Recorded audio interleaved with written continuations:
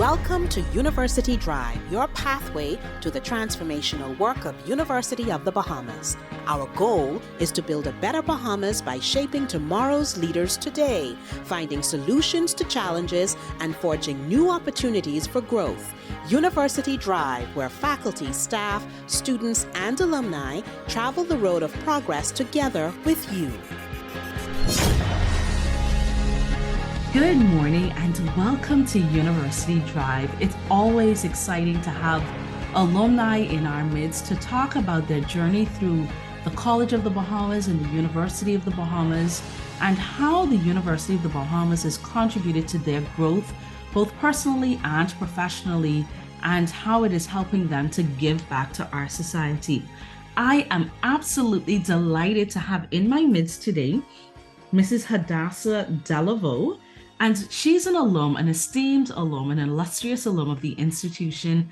And we're going to be talking about one of her most recent projects. She's now an author, and she recently published a book, Over the Hill, The Other Side. Hadassah, thank you so much for joining me on University Drive. Thank you for having me. I am so honored to be here. It's truly a privilege. Well, we're going to get right in because this hour goes by very, very quickly, believe it or not, right? And I know we both can talk and we both have a lot to share. But I want to begin by asking you to introduce yourself to our listening audience. Some people may know you and others may not. So for those that may not know who you are, who is Hadassah Delaveau Hall? Yes, you almost called me Hadassah Hall. I could tell it was coming. It was coming. Yes, but I had to remember she's married now. She's a new last name. Yes, a new last name over the past 4.5 years. So I'm Hadassah Delaveau Hall. I am an alum, a proud alum of the University of the Bahamas. Then it was the College of the Bahamas, and I would like to say that I am a two-time graduate of this great institution. I would have attended the College of the Bahamas in the 1990s when it didn't even offer bachelor's degrees as yet. It only offered associate's degrees, and I would have studied journalism and mass communication. I would have completed the institution in 1994, December, and then walked in 1995. What is so interesting is I completed COB in December of 1994, and by February, I was working as a news reporter at the Nassau Guardian. I would have returned to the university, well, the College of the Bahamas back in 2004 to study towards a Bachelor's of Education in English Language and Literature. And I would have finished 3 years later in 2007, December. I do have quite a journey. So I am a former news reporter. I would have worked at the Nassau Guardian, and I would have also worked at ZNS. I had a short stint with Jones Communications as well, which at the time was only Love 97 and the Bahama Journal. Of course, now it includes JCN News. So I've done newspaper, radio, and television reporting, and there's nothing like news because you are writing what actually becomes history. Journalists are just so important in the scheme of things in terms of national development and getting information out there. And it started right at the College of the Bahamas. That's where I got my footing. And so after about 10 years in news, I would have decided, based on the prompting of the Holy Spirit, to give back to my community in terms of the young people. And people would have thought I was crazy because I went from being in news to going into education. But I can tell you that my second stint at, I would say University of the Bahamas, because that's what we are now, was really what gave me a very, very, very strong foundation in terms of writing. My bachelor's degree, I have a master's degree now as well, but my bachelor's degree was the hardest. It was the hardest. And that was, I believe, because I studied the English language. And let me tell you, if you can get through English courses at the higher level at the University of the Bahamas, woo, It was really something else. It was because of that degree. It was because of those courses that I would have studied that I became more analytical and more critical. And I am so grateful to the instructors that I would have come across, the professors. They're now professors, but back then they were called lecturers, like, Dr. Ivy Higgins. I just love her. I think she's now a doctor, Dr. Marie Saracing, I think is her name. There was the Yes. Marjorie Brooks Jones, Dr. Micheline Adams, who is no longer with the university. I think she would have gone back to her hometown. But these are just a few people, a few of the English lecturers who would have really stretched me and would have really helped me to become who I am today. I never dreamt that I would have become an author. It just was not in my sights. But here I am, and I really owe it. I owe it to the University of the Bahamas, honestly. Listen, Hadassah, I sat here and I was like, I'm intrigued because I didn't realize that we had similar paths. So Mhm. I have a bachelor's degree in English language and literature. Mhm. And of course, I would have been in the field of journalism as well. And Yes. we're both in higher education now. So no wonder we have kindred spirits and we get I along so know. well, And the right? thing about it is not just higher education, but specifically communications, the communications Yes, portion. aspect We of it. do.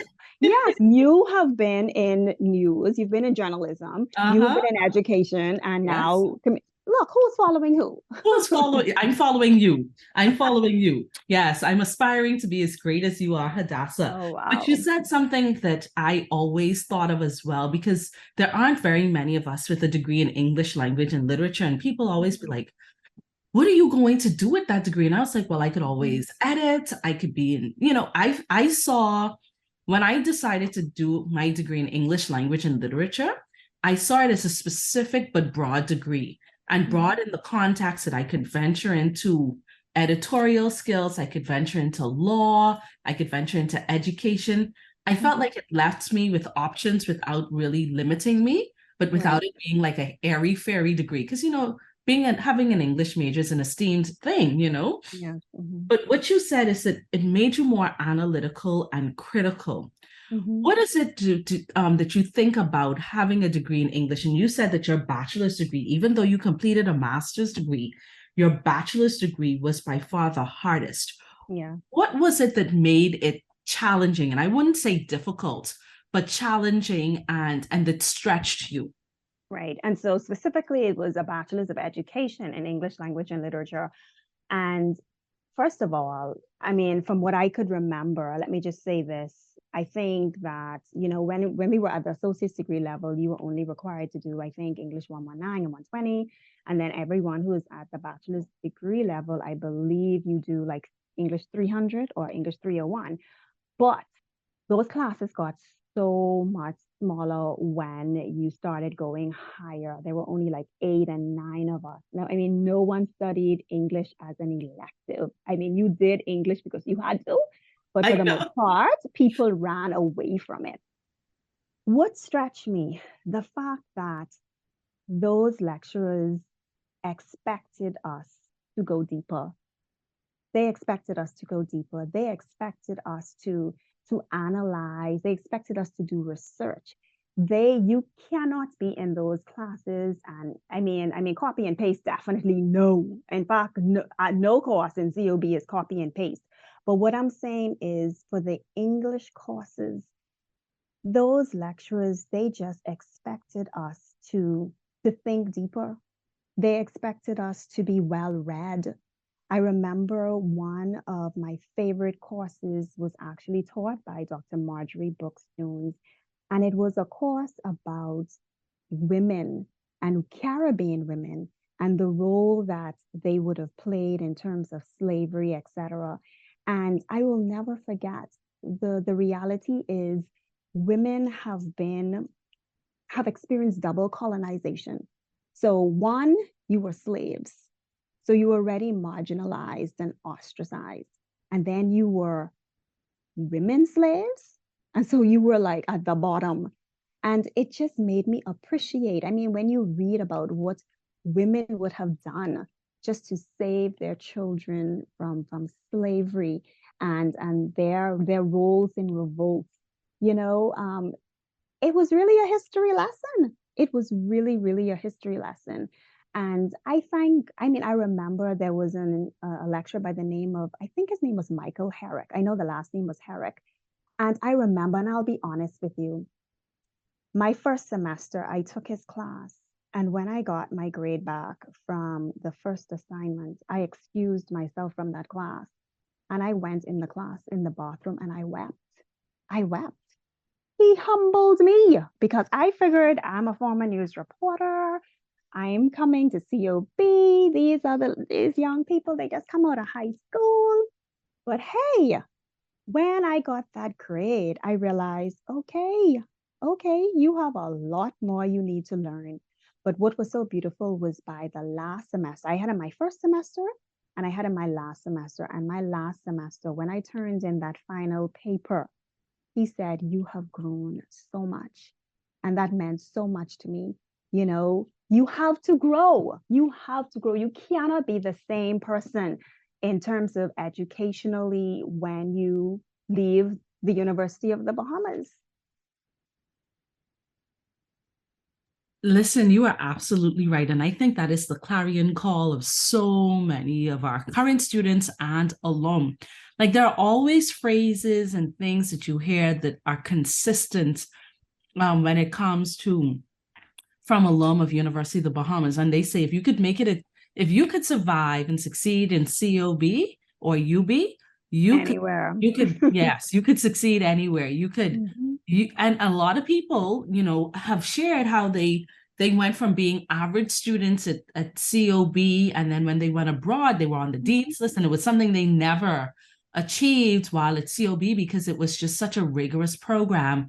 And that remains the same today, where there is a consistently high level of excellence that is expected of the students, and that the courses stretch students.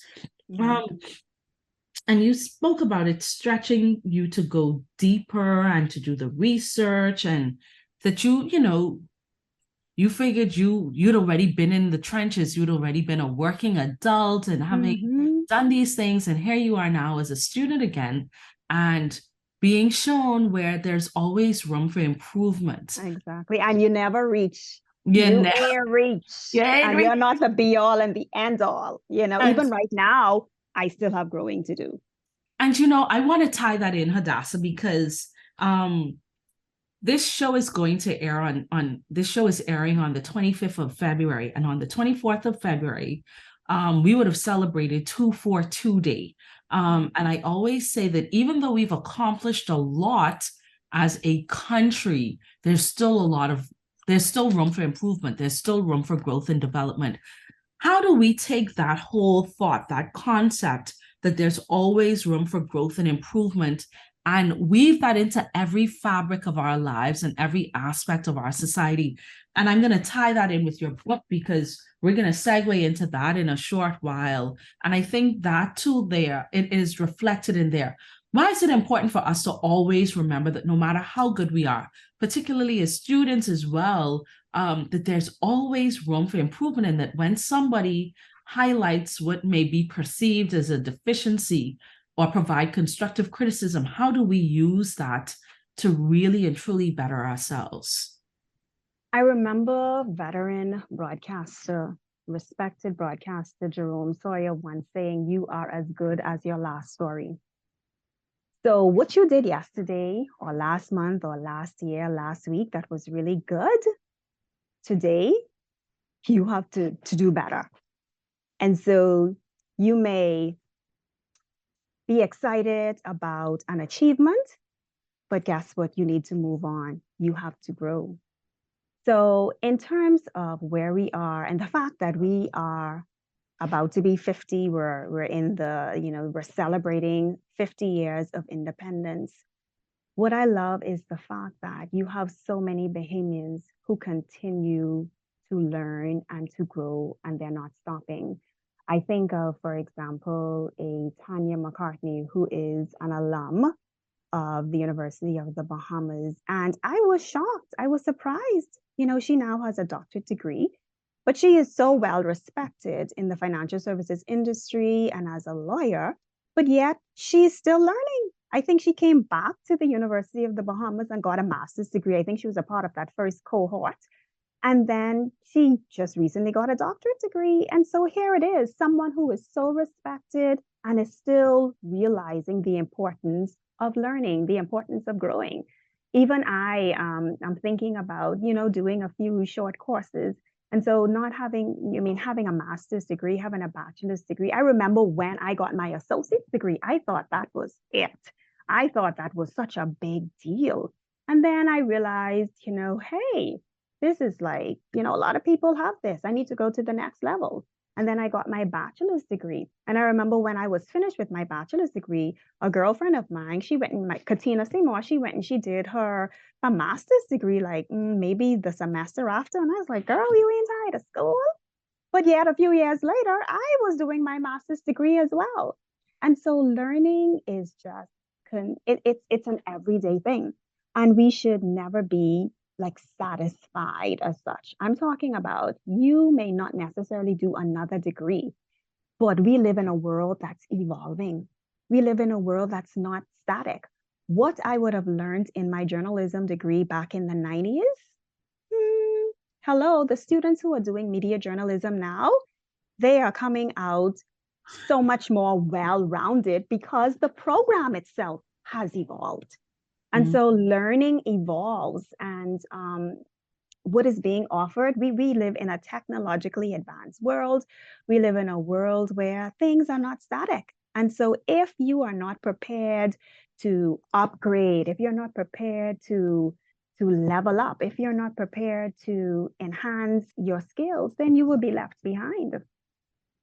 Listen, you are so right about that. I remember when I was at the Ministry of Education, there was the phrase lifelong learners, the catchphrases that come about now. It's all about sustainability and, climate, but it was about, how do we create lifelong learners? And I think that's what you're talking about, being in an environment where you start and you realize that this is a continuum. There's no destination, but it's always ongoing. And you mentioned some big names. You mentioned Tanya McCartney, who recently, like you said, completed a PhD. And I'd like to add to that list, Lisa Gibson Woodside. Tonight we're having our Alumni Awards and Hall of Fame. And when she came in to do her interview, about her being recognized as the Hall of Fame for this year, she said she recently completed her bar exam. And I'm like, you still going at it, Wow. She's children that are doctors. And here it is. She's still, like you said, retooling, upgrading, upskilling. And I think that is important. And I think we'll also see that reflected in your book. So when you think about COB, when you reflect on your time at COB, what are some of the things, and you mentioned too, being a part of the media journalism program then versus now, right? And I always say to people, I would love to go back to college now, because when you and I were in college and university, we didn't have the technology at our disposal that they have now. So I could only imagine what a classroom experience is like at an undergraduate level when you're immersed in technology. How do you encourage, particularly with your journalism background, and you said how the current journalism students have a different experience. How do we encourage them to embrace this era, but also looking towards the future and what will be, so that, like we said, we're never settling and we're never complacent, and we're not thinking that, oh, so I have this degree and I've arrived. Because you said, you thought you had it when you had your associates, but you're always looking, and you spoke about short courses and all of these things. How do we get students and parents as well to recognize the importance that there's always room for more? Honestly, just the fact that the government, and when I say government, I'm not talking about administration specifically, the government, which is continuous, right? No matter what the administration is, the government offers this opportunity, this amazing opportunity to attend the University of the Bahamas and to attend the Bahamas Technical and Vocational Institute free. Even the government itself recognizes the importance of higher learning and has provided the funds. There is no excuse. There is no excuse. There has to be something at BTVI, at the University of the Bahamas, that you can come and you can learn. And I just wish people would understand that this is an opportunity of a lifetime. You could go to the University of the Bahamas, you keep a particular grade point average, and you could get a bachelor's degree basically free of charge. That speaks volumes. I think it's actually one of the most progressive things that any administration has ever done, where you get to go to school. You are a Bahamian and you get to earn a degree free of charge right here on your land. I wish that parents, I mean, of course, you have some people, some students, some parents who, the thought is my child just has to go off to school right away. But the University of the Bahamas is an excellent option, When you graduate from the University of the Bahamas, you are prepared for life. You have a firm foundation. And I'm a proud graduate, two-time graduate, as I would have said earlier, of this institution. I wish that the students there would truly, truly understand what a privilege it is. What a privilege it is to sit at the feet of these professors. It really, truly is a privilege. And that's why graduation day is just such a highlight, such a climax of the academic year, because those students know what they would have gone through. And it's also very exciting for those professors. And so I just wish that more people, more Bahamians would take advantage of what has been offered, because it's right here. It's in your face. It's right here. Take advantage. I think the pandemic has shifted that. And I'll give you an example. In my office here at University of the Bahamas, there's a student who is from Cat Island, born and raised in Cat Island. And she did her first year home in Cat Island because of the pandemic.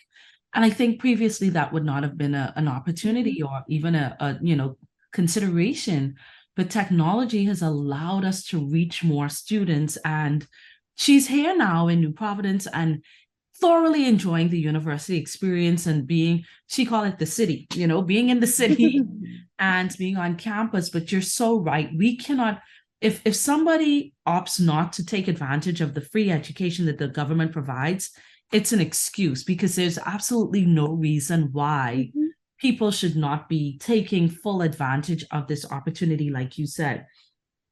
Well, Hadassah, we're going to take our first break here on University Drive. When we come back, we are going to be talking about your book. And I can't wait to delve into this. I'm super excited. And I think this is the result of those analytical and critical skills you would have acquired and being stretched. And when you said, excuse me, what Jerome Sawyer said, you are as good as your last story. Well, you're exceptional, because this book is just, it is absolutely amazing. So we're going to get into all of that when we come back from our break. We take a break here on University Drive. My guest is Hadassah Hall Delaveau. We'll be right back.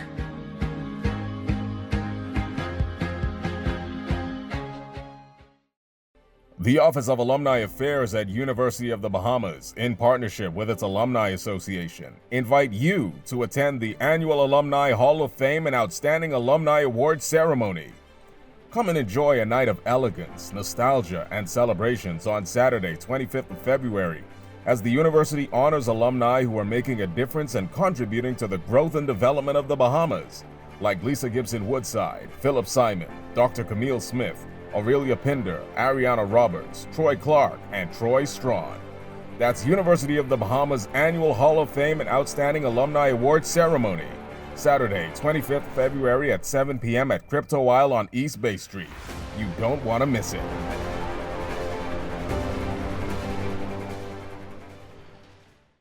I kept setting goals and not achieving them. And I'm also a life coach. So I help persons to overcome obstacles, achieve goals, and just become a better version of themselves. And I realized that I keep telling people the same things. Why not just put it in a book? So my ideal audience is people who want to set goals, but finally stick to them. Get your copy of The Secret to Finally Sticking to Your New Year's Resolution by Nathan L. Sweeting at Chapter One Bookstore today. The one big draw of doing a doctoral degree here is that you don't have to move and you don't have to take your family to a different place, and so you can do it right here. The same abilities that you would have in UK or with America with being able to research is available here. And we now have all these facilities, and so they can take advantage of it at a much cheaper cost to the individual. Apply to the University of the Bahamas today.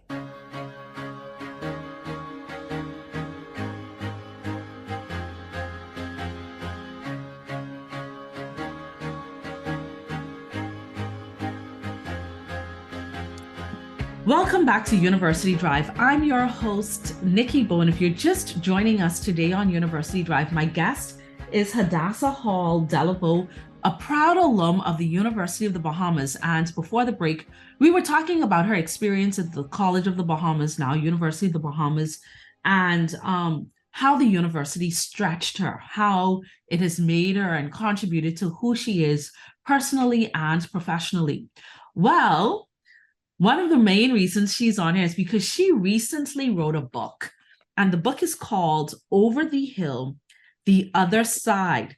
And I'm going to read the introduction, if I may, Hadassah, because it's caught my attention.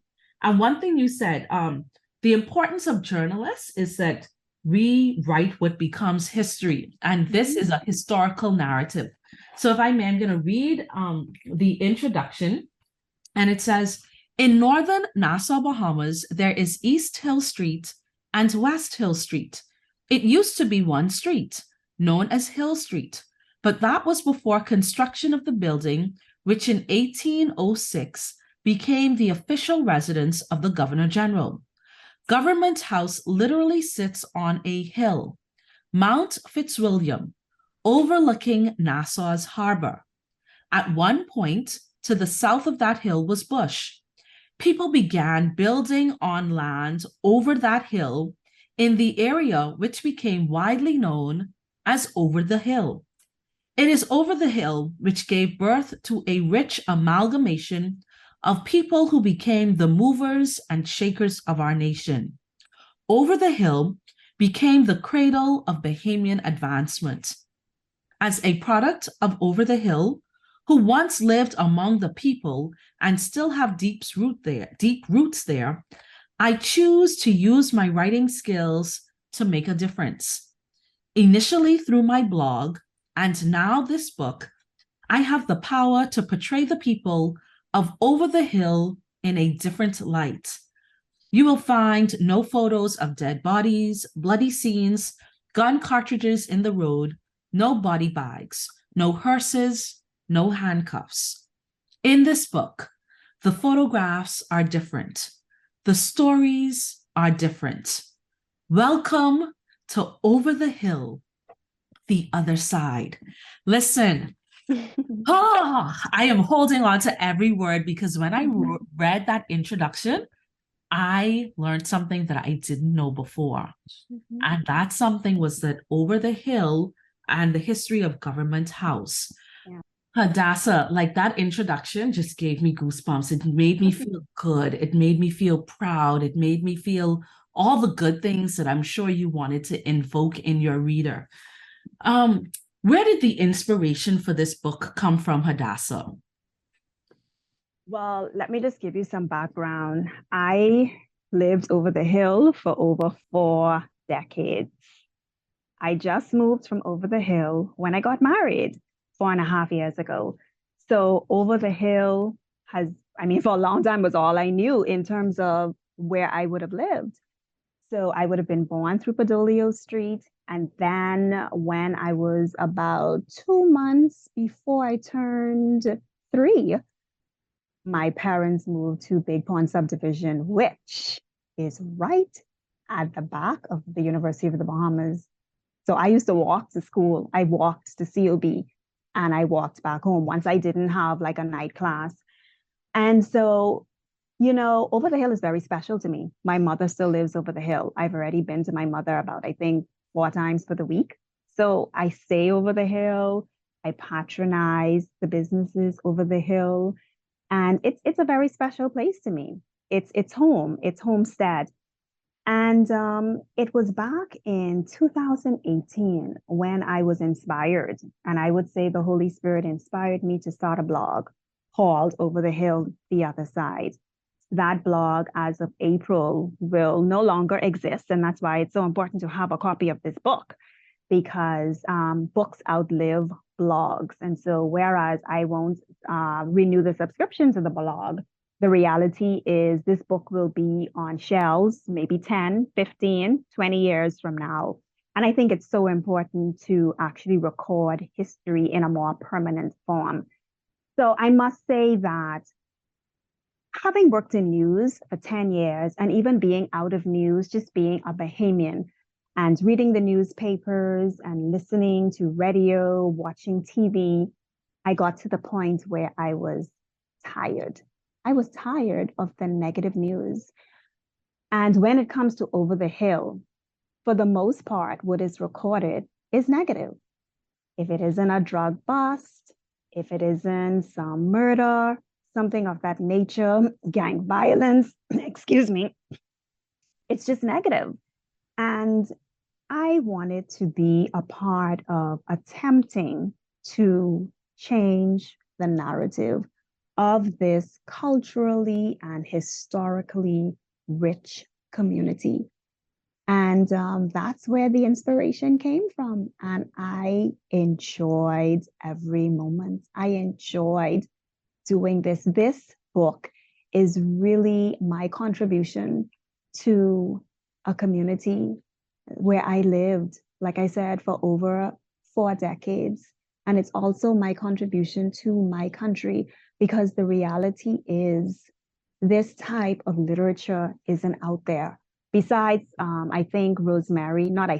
Rosemary C. Hanna would have done a documentary about Over the Hill, and she would have also written a book about Over the Hill, but her focus was different from mine. But the point is, she would have been someone who attempted to preserve the history in writing and through film about Over the Hill.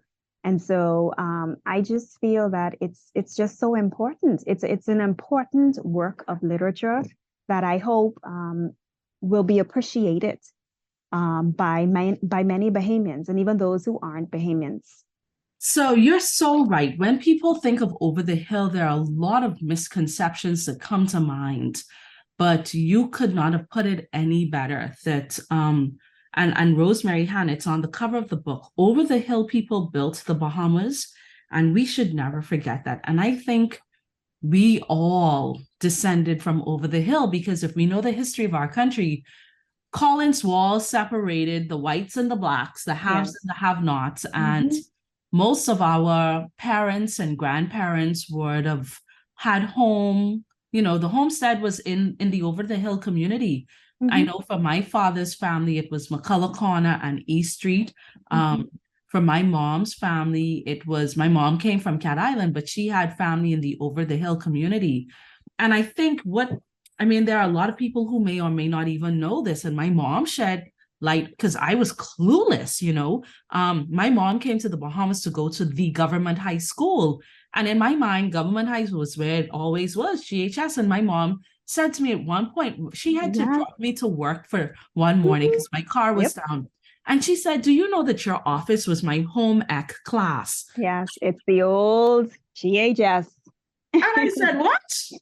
I said, I never knew that. I said, it took you all these years to drop me here for me to even know that the government high school was on the campus where the University of the Bahamas currently sits. Why is it important for people to know the deep and rich history of the Over the Hill community? And why did you take the time to chronicle this history? Well, first of all, it's just very, very important for us to know our history. We need to know from whence we came, and particularly the young people. And so that's why it's so important for this information to get out, because people need to know where they came from in order to have an appreciation for where they are and where they're going. The thing about it is, I don't even think the average person realizes that the University of the Bahamas is over the hill. The University of the Bahamas, this giant of an institution, this national institution, is over the hill in the heart of the people. And so it is my hope that as this institution stands so tall there in that community, that it inspires the little boy from McCullough Corner and the little girl from Peter Street, as they may walk past to go to maybe Oaksfield Primary, that they would be inspired that, you know what, one day I'm going to attend the University of the Bahamas. One day I'm going to walk those halls.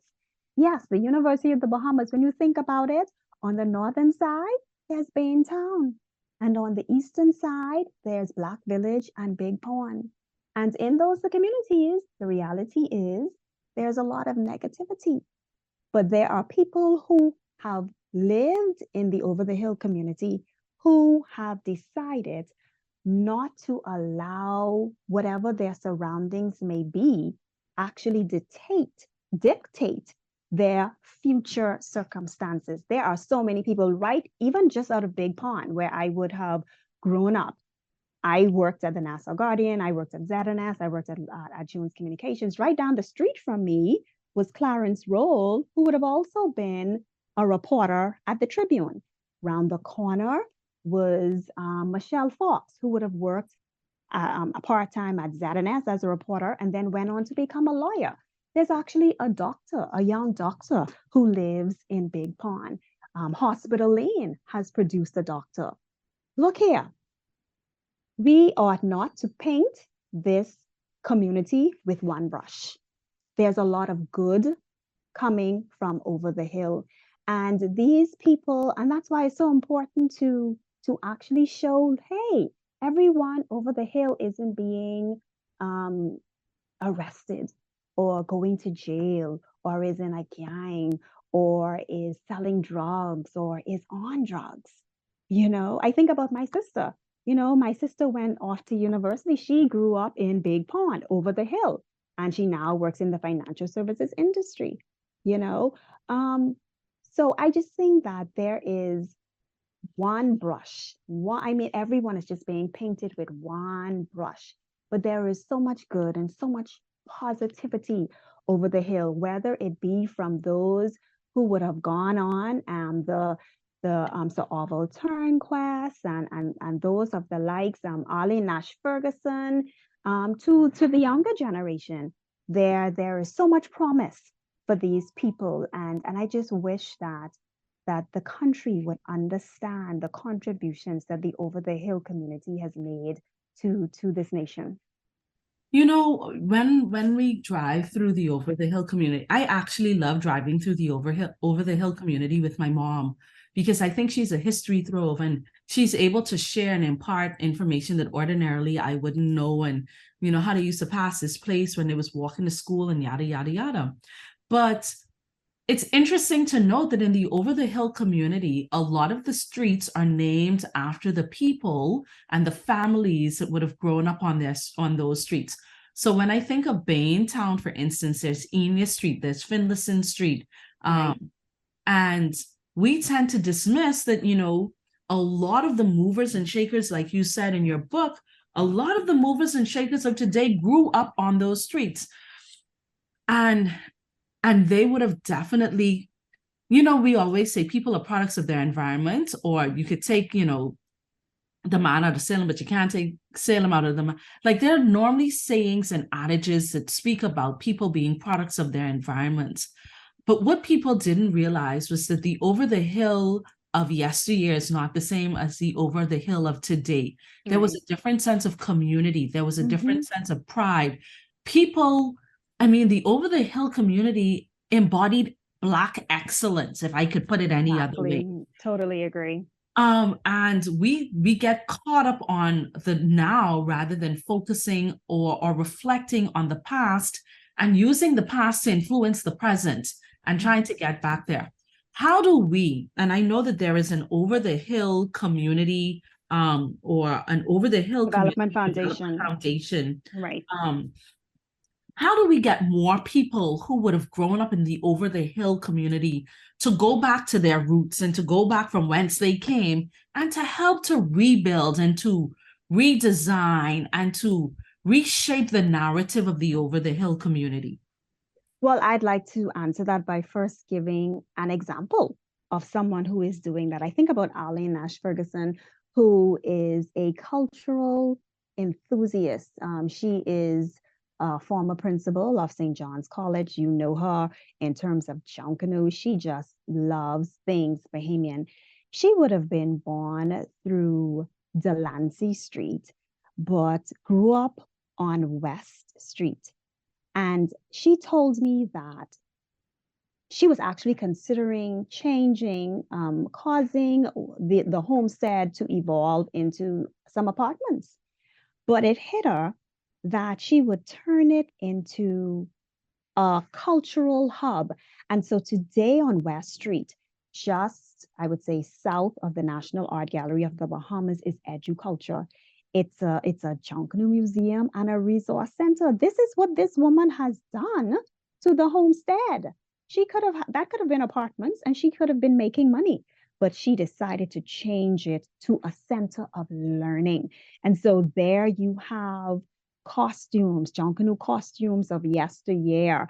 But you also have old Nassau is there because you would find the wooden scrubbing board and the hurricane lamp and the goose iron and the slop bucket. And you have students who go there on field trips. You have tourists who go there. She's an example of someone who understands the importance of history and culture and heritage. And not everyone is going to do what she has done, but she is an example of that type of individual. You have, for example, this individual has now passed on, but Leroy Uncle Lee Archer, he would have passed away 2 years ago, and he was in his 90s, and he had a tailor shop through Delancey Street. He could have, gone elsewhere, but he stayed over the hill. He had a tailor shop on Nassau Street, and then he decided to go through Delancey Street, and um, he would have done tailoring for like 76 years, and he would have dressed the likes of Sir Henry Milton Taylor, of course, who was the former Governor General, Paul Adderley, who is a former Attorney General. And he would have even done the uniforms for Bahamas Air's crew back in the day. Like I said, he would have been doing this for some 76 years. But these are people who understand the importance of the community where they grew up, and they're keeping it real and keeping their businesses, their organizations over the hill. And I just love it. Even Kia Edwards. Kia Edwards is a young lady who's about 29 years old. She is a media journalism student, and she has her fascinator business. I mean, she is just one of the best and at a reasonable rate right over the hill. And she is quite popular. She's even creating jewelry. She could easily go somewhere else and do that. And she no longer lives over the hill, but the homestead is over the hill. And so she has kept her business over the hill. So you have the young people who still understand this, the importance of this, and the older people. And I wish, it has to start with us. This we things, we have to appreciate it first. We can't wait for the MP to do this for us. We can't wait for the government to do this for us. The change has to begin with the people over the hill. And so we have to stop blaming others. We have to keep our yards clean. We have to keep our houses clean. We have to have pride in our own space within our own communities. And one of the things I realize and I acknowledge is that you have some people who have come into the community and just who have no connection to it. They may be renting and they don't care or whatever. Some people may not be renting, but they just don't care. But for those who do, I applaud them. Kudos to them. But we have to recognize that it starts with us. It starts with us individually. So we're going to be running out of time pretty soon. And I just want you to kind of mention, I don't want to do it. I want you to kind of mention some of the people that you would have highlighted in your book and how their stories helped to inspire this entire project. So one example is Shekinah Family Bucks. This is a coffee shop that is through Kwaku Street. So you don't have to go, and I love my Dunkin' Donuts and I love my Starbucks, but we have a coffee shop through Kwaku Street. On one end, the western end, is the Kwaku Street Police Station, and on the eastern end, you have Mount Pleasant Green Baptist Church. And so this Shekinah Family Word Center, the pastor is Bishop Arthur, and his wife is Pastor Sam Evans. And they decided to bring their church over the hill, and then they evolved into having a coffee shop. And you have the likes of PLP, Member of Parliament for Pinewood, Miles LaRota. He is there. I just saw him there this week. There's even an item on the menu named after him. You have certified public accountant Kingman Ingram who hangs out there. Even there's a photo in the book of the Prime Minister. Before he became the Prime Minister, he went there as well. So that's just an example of what I would have featured, or who I would have featured in the book. I also feature Valentino Scrooge Brown, who is a reformed gangster. He would have been shot at like 18 times. He was leader of the Border Boys, which was a gang back in the day. I don't know if they still exist, but here it is. He's now on Guardian Radio as a host, and his actual show is called In the Inner City. Okay, and so people can be reformed, and he's in another just wonderful example. Of course, I would have also featured Rosalie Fox, who is the daughter of the late father of the labor movement, Sir Randall Fox, and she would have spoken about her time over the hill. And it was just, like you said, over the hill back then was so different. I would have also featured on the front page, I would have interviewed him, but on the front page is the house of Bishop Gilbert Thompson, Anglican bishop. This is the homestead of this bishop, the Anglican bishop, and his late brother, the former rector of St. Agnes Anglican Church, Bishop William Thompson. Their homestead is right on Market Street. And I just love the cover. I absolutely love the cover. We also have Stephen McPhee, who would have grown up in Black Village.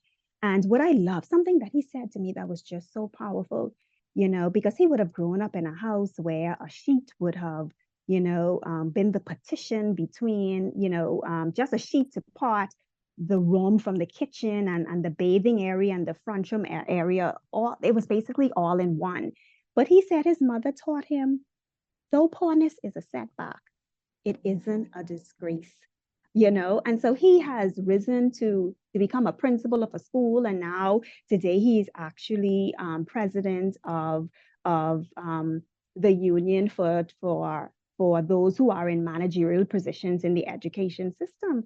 And so, there are so many positive stories in this book, and I just love the fact that these people actually gave me the time of day. They actually gave me the time of day. They sat down with me, whether it was early morning, whether it was late in the evening, whether it was on my lunch break. They sat with me and they told their stories. I also tell the story of the nuns behind the blue wall on Nassau Street. It's a sacred space.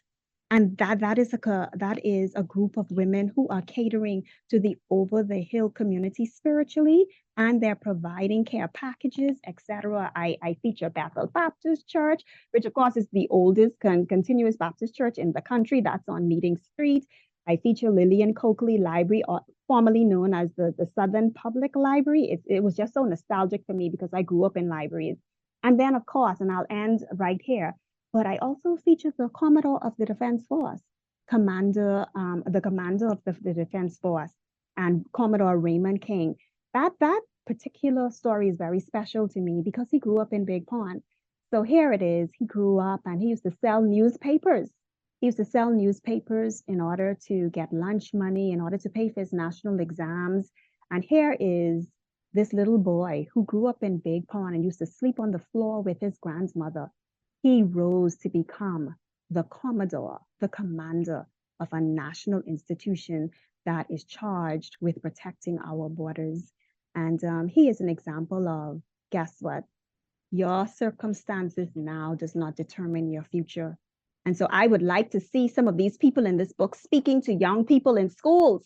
We need to get the message out. They are such wonderful examples of what Over the Hill could produce, but just generally wonderful examples of just determination. And I just love it. It's just been such an honor to tell their stories. And in every generation, there's someone or a few people who will rise up and tell the untold stories. And I'm one of them. And I thank God for it.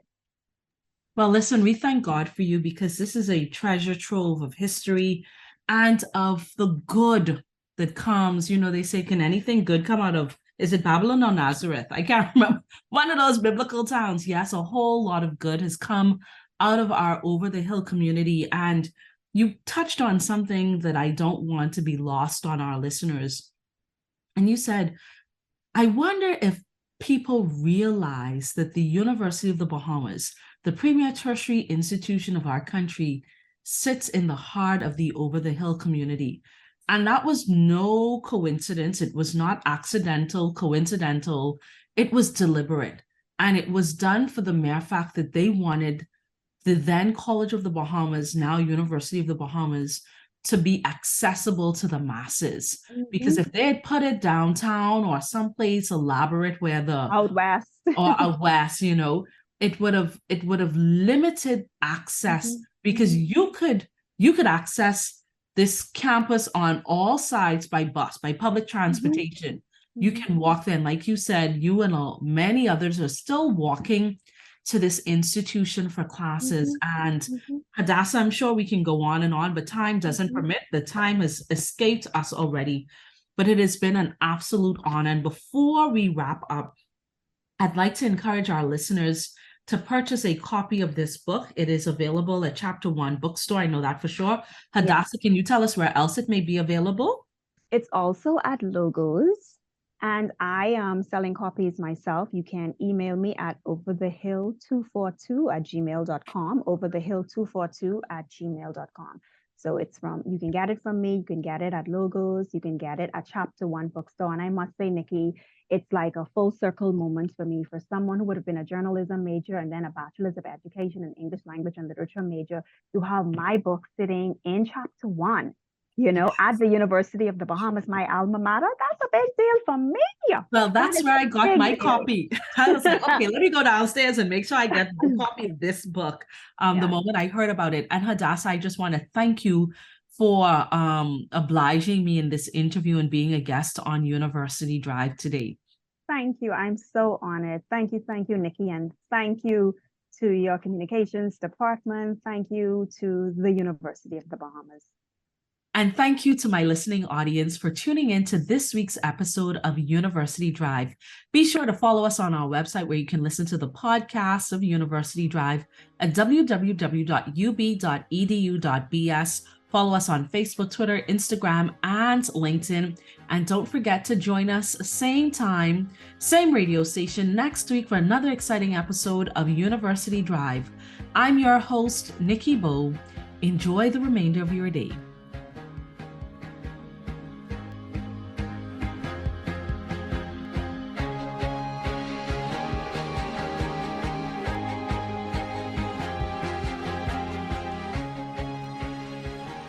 University Drive is a production of the Office of University Relations and the Communications and Creative Arts Academic Unit at University of the Bahamas.